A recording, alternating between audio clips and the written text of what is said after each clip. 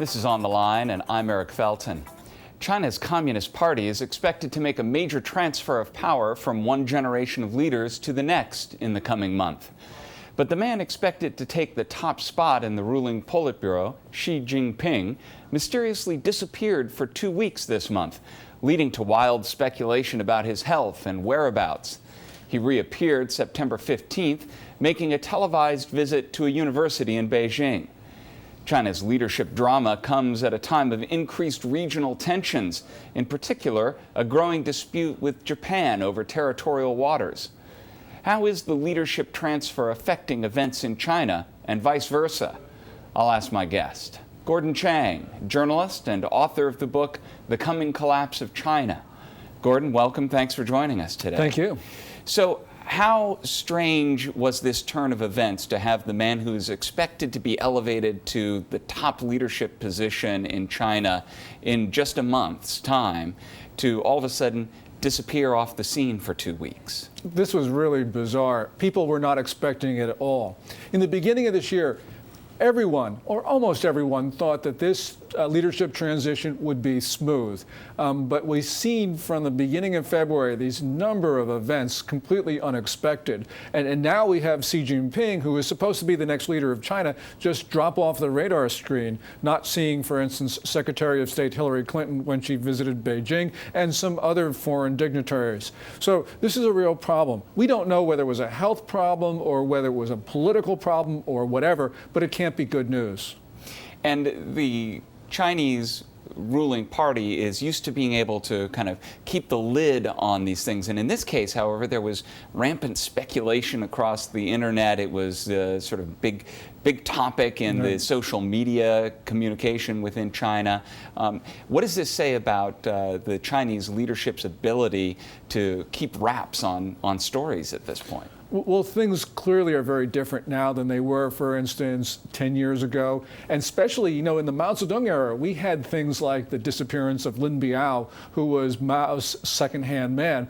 And we didn't know about it for years and years afterwards. Now, a leader goes missing for a week or two, and everyone talks about it. So China is much more open, especially with Weibo, which is the Chinese version of Twitter. It is creating national conversations. And so we had all of these stories circulate across China, including assassination rumors. So really, what has happened right now is China's become very, very volatile. A lot of events occurring in very short spaces.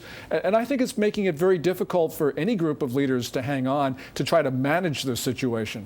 Now, we've already seen that this leadership has had one big difficulty along the road to a smooth transition, which was the Beaujolais scandal, where you had one of the top leaders who was caught up in a murder scandal, and his wife now having been convicted. How big has that played in the leadership transition?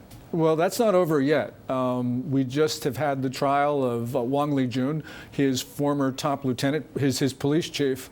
And that means that they have yet to deal with, for instance, Bo himself. His wife pleaded guilty to murder, but this isn't finished yet. And then there was the problems with Hu Jintao's closest aide, Ling Jihua. This is just one after another. So this is a problem for the leadership because they can't seem to have any discipline.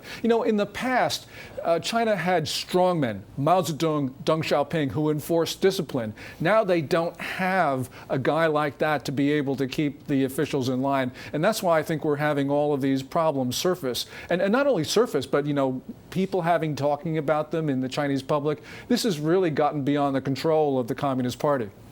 And we see at the same time now the tensions brewing with Japan in particular, but also we've seen tensions with the Philippines, with Vietnam.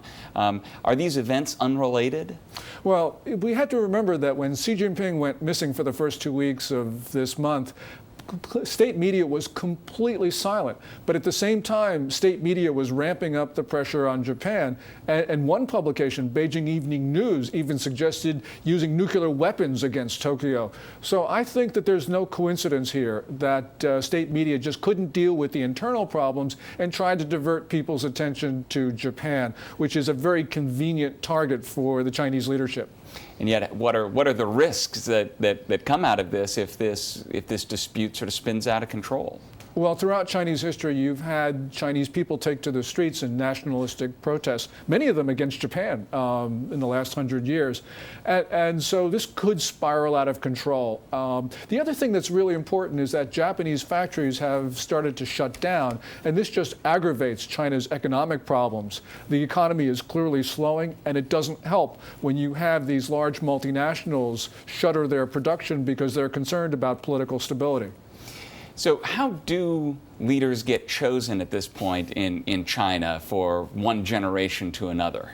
Well, it's a complex set of bargaining at the top where you have the existing set of leaders argue among themselves. But it's not only Hu Jintao, the current leader of China, who has a say. It's his predecessor, Jiang Zemin, who is generally considered to be the head of the Shanghai Gang faction. So you have a whole group of leaders being involved. And now the military is starting to have a voice as squabbling civilians turn to the flag officers, the generals and admirals, for support. Bo Xilai himself tried to turn to the 14th Group Army in Kunming to get support for his position. So this is a very dangerous situation where you have the People's Liberation Army maintaining cohesiveness, perhaps becoming the most powerful faction in the party, and that's affecting China's external relations with countries like Japan and the United States. And the military, of course, has such so much ownership of factories and other key things in the economy. How do the economic problems, which are worldwide but affecting China as well, affect the military and its decision-making in China?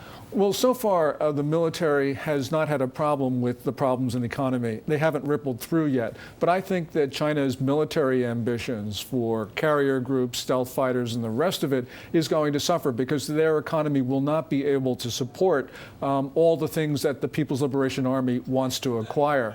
In the short term, though, it's very difficult for us because you have a leadership which has really been very arrogant in the last several years, suddenly become insecure. And that's possibly the worst possible combination. And that's why I'm concerned about what's going on with Japan right now, because this is worse than the anti-Japanese riots in 2005. I think this is very different in tone.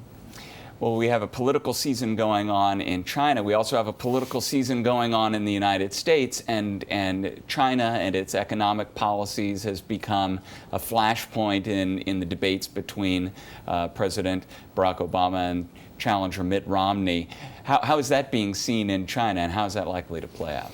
I think the Chinese leadership views the China bashing, if you want to use that term, really as sort of, oh, that's just politics. But I think that's a mistake, because what China is doing is pushing the United States into a corner, and the next president, whether it's President Obama or Governor Romney, is going to have to respond to some very important trade challenges. So I think Beijing is mistaken, because this is not just China bashing. This is a reaction to some mercantilist predatory trade policies that any country would react to, whether in a campaign season or not.